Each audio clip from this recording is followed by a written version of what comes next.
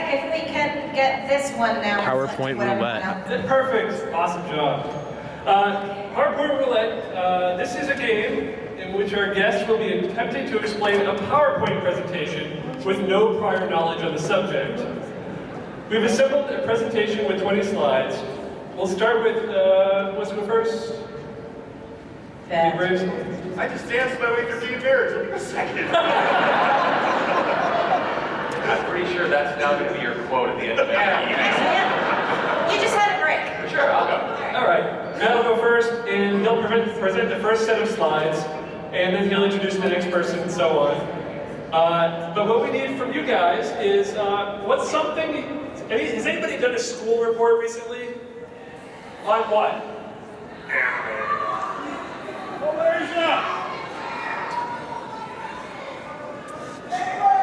What? North Korea. The buffalo migration. I know. That's strange enough. All right. So you guys are going to be presenting the buffalo migration. And so anytime you want me to go to the next slide, just say, next slide, please, or something like that, and I'll move it along. So tell us about the buffalo migration. Hello, everyone. My name is Professor Venstory. I would like you all to take a moment and listen to this wondrous TED Talk on the migrations of the great and majestic plain-walking buffalo. Here, we see the device that most modern buffaloes have constructed as a means of moving from one place to another. It's amazing, most of these pieces they've managed to acquire from nearby junkyards, radio shacks, Best Buys, and managed to cobble together some form of rudimentary locomotion. It also mows the lawn of the various lands they landscape, puts all the grass into a bag, which then they use like a bag of chips. So it's both a fantastic means of distributing food to their buffalo brethren and to get from point A to point B to eventually point C. Now, the next portion of this wondrous presentation will take to our specialist in the realm of buffalo family structure, Professor Gillian Felker. There's more slides? Then I will continue with this piece here. I go through 5? No. Well, then let's continue then. Next slide, please. Now, What the fuck? the issue here is when the buffaloes migrate, they tend to get very aggressive and territorial. Various families that live in the places they migrated to, such as the inner cities of Boston, as well as Detroit and the greater Los Angeles area. They have found a way to push people away from their homesteads using extremely feral custard pies, of which they have created a series of launchers on the side of their lawn-mowing locomotion machines. This has caused some tensions when it comes to the U.S. military and their way of dealing with these buffalo, but nevertheless, I feel this will be remedied in the next 5 to 6 years. Next slide, please. What the fuck? When tensions rose, we found that the buffaloes themselves were a great danger to American society. The only way we could fight them off was using their 2 natural enemies, crabs and bird bandits. Through the majesty of modern science, we crossed the DNA of these 2 crazy beasts into a finely tuned soldier of genetic destruction. We unleashed the first batch of 10,000 crab Reynolds, if you will, the Northern Hemisphere, with great success. Unfortunately, they did not really necessarily see foe from foe, and we lost half of our army to these creatures as well, and we had to stop the program. But we're hoping to get approval for the next batch. Next slide, please. However, in the wake of the sudden loss of the influx of crab Reynolds, their frustration and anger with us, jettisoning them from the place we sent them originally, angered the great water god, who brought down upon the East Coast a torrential downpour with the intent of destroying the doctor who originally created the program that designed the crab Reynolds.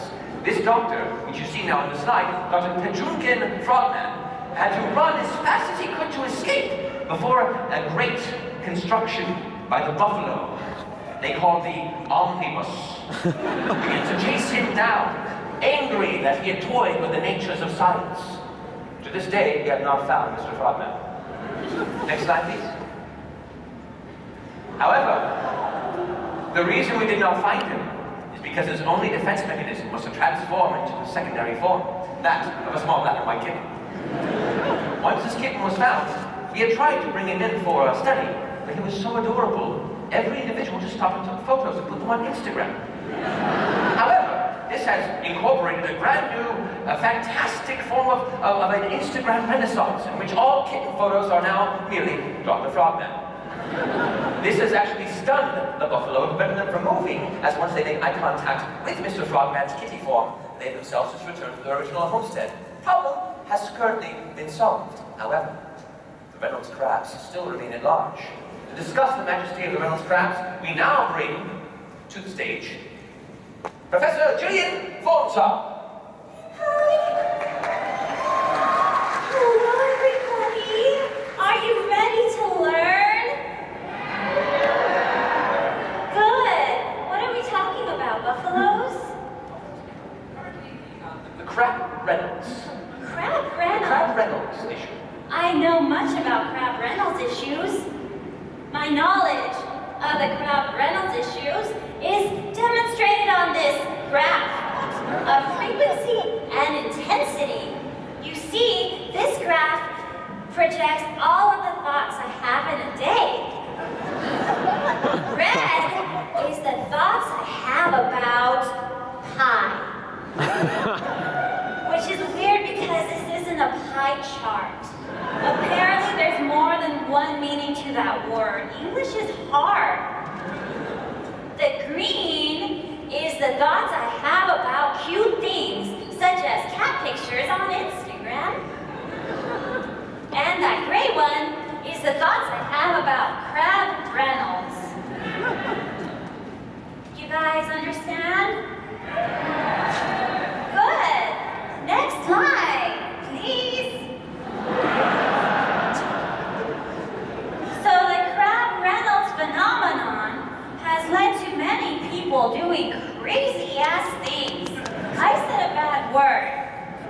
I'm sorry if I offended anyone. Anyways, crazy-ass things. Such as being in Russia, playing a guitar, and kicking that round orbular object. There seems to be a rhyme and rhythm to all this madness, but I just blocked that out by thinking about pie, cat photos on Instagram, and Crab Reynolds. Next slide, please.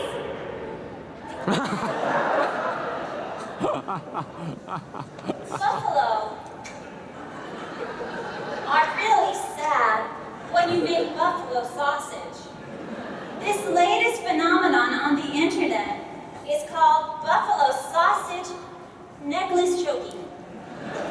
It's not very nice and should be discontinued as soon as possible. Crab Reynolds says so. Next slide, please.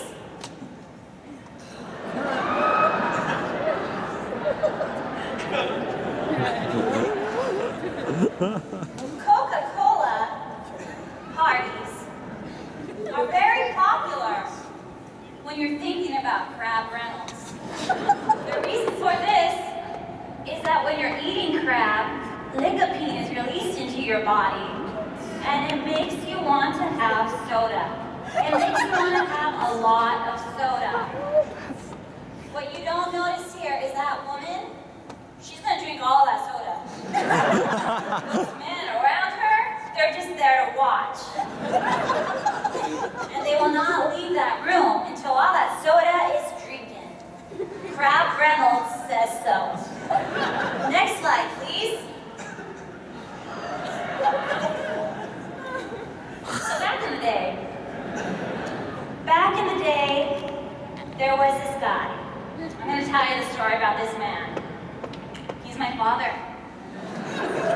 He is my father. His name was Sir Lot.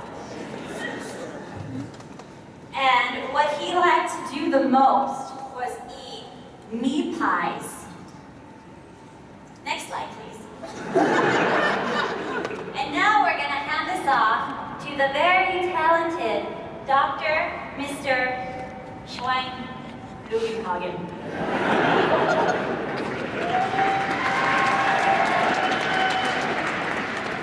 Actually, thank you, it's Guggenschweiner. And you can see where the Crab Reynolds and the Buffalo meet, where the arrows go. They are very close to each other. And when there is a merging of those two, there is a force created which will shatter the earth. Most people don't know about this, it's coming. Yeah, it's coming. It has not arrived yet. Because most people are affected by Krabbe-Reynolds. They have Krabbe-Reynolds disease, or they have buffalo disease. There is no cure. Next. What the fuck? I have devised a series of eye tests to determine which of these two you have. One of them is going to prove to be the right one. You can see this man looks slightly demented. Yeah, he is, because we have injected him with both viruses. You can see, actually, there is nothing over his left eye. That is what has happened to his face. It looks like a big metal thing, but it's not. It is bone. Actually coming out, I'm making myself sick here. It's actually bone that has come out of his face. He was clean shaven before the test began at 10. And smiling. And skinny. And a lot smarter looking. Next.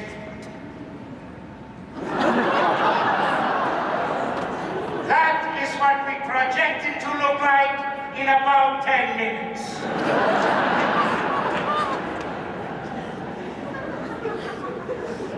This, ladies and gentlemen, I am sorry to say, when those arrows you saw earlier come up, this is what most of the southern United States will look like.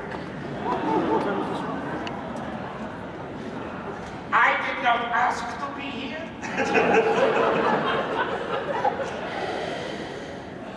You can see the gum line receding, and the rest of the body has already receded. Next, please.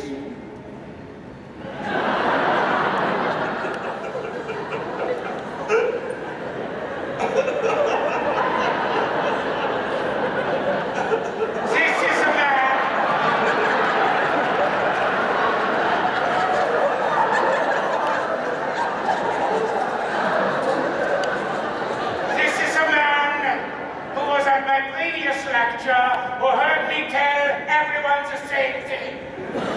And this is his reaction. This is how you should all react.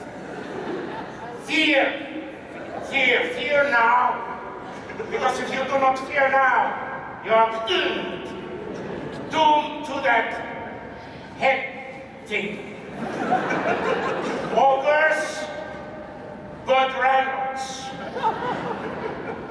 With a mustache like that. Last slide before I pass it on. Oh, You see, there are a lot of slides with different heads. For my benefit, thank you, God, because I'm sticking with the same theme. This is a man who did not listen to me, and so they call him a horse's thank you. But to be politically correct, they put the head on. Just the opposite. And now, just before that horse eats the kitten, which has been a common theme tonight, face it, that will probably live in my mind forever, can't help it now. I would like to pass on my thoughts to my professor, my friend, my guy, my buddy, my pal, Professor Dick Winkenbacher.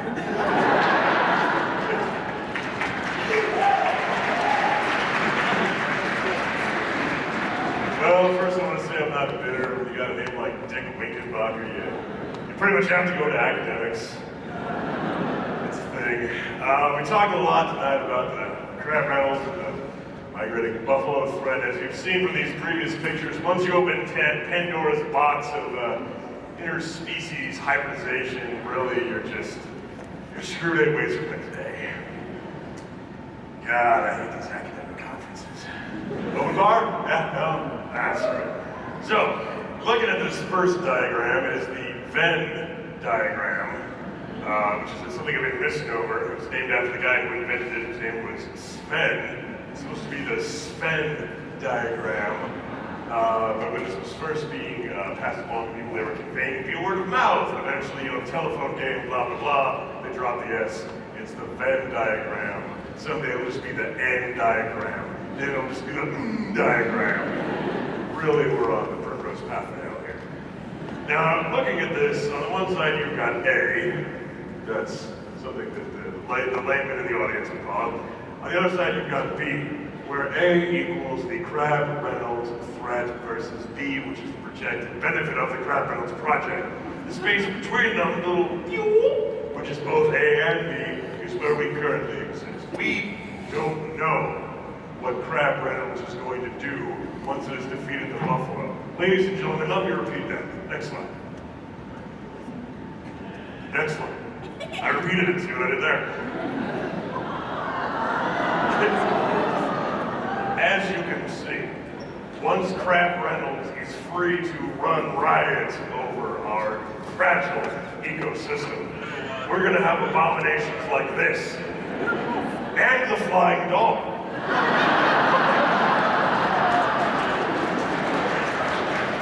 I don't know if they equal out on the scale, but it'll be a little of column A, a little of column B, forming a diagram as we discussed.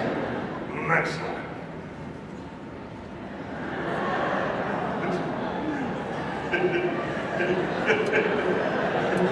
If we follow this path of misguided evolution, this path of, well, scientists can do it, so we might as well do it, and the hell with the consequences.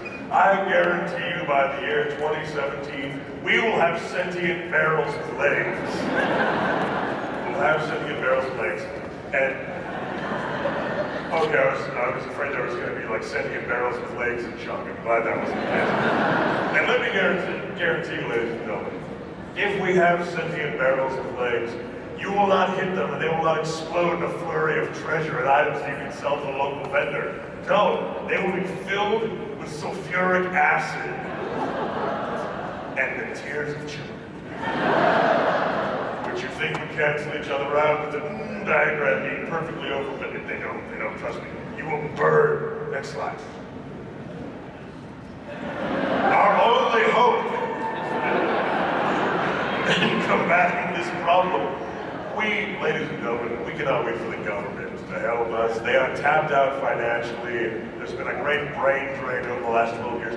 We need to take it upon ourselves in academia, at the local level, to get whatever grants we can, work with our graduate students, even, God help us, the undergrads. We need to devise our own Batmobiles.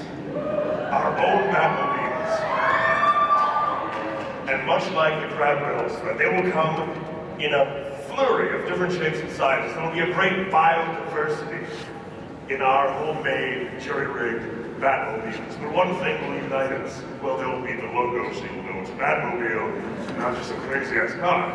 But the other thing that will unite us is our shared antipathy towards Crab Reynolds and his demonic mustache, which is actually just another set of mandibles. It's not even a mustache. You think he's smiling like, I'm gonna get some mustache wax back, and then there's a and he devours you when you're dead. I hit the bar. Are there any slides left on this? I forget. What the Before we fuck? go congratulating ourselves and patting ourselves on the back, not to be, the purveyor of doom here, but let me just say, Crab Reynolds is only the first in a series of escalating threats that we are going to meet as a species. For when we have set Crab Reynolds to rest, when we have made wontons of the last demonic Crab Reynolds, we must not rest on our laurels, because soon we will have dinosaurs with dynamite and automatic weapons who have teamed up in an unholy alliance with sharks. I don't know if you know this, layman out there, but sharks are an incredibly ancient species, as were the dinosaurs. Sharks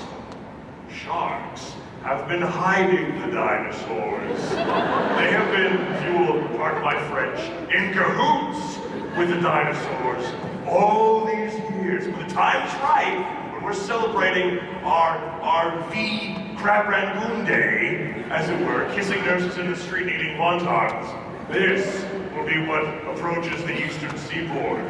So, be vigilant. God bless.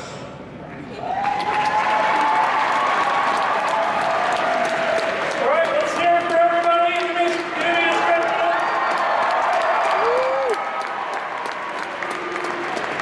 All right, thank you for coming, and we hope you enjoy the rest of the weekend. Check out the Chibi Project later on with Jacka and I.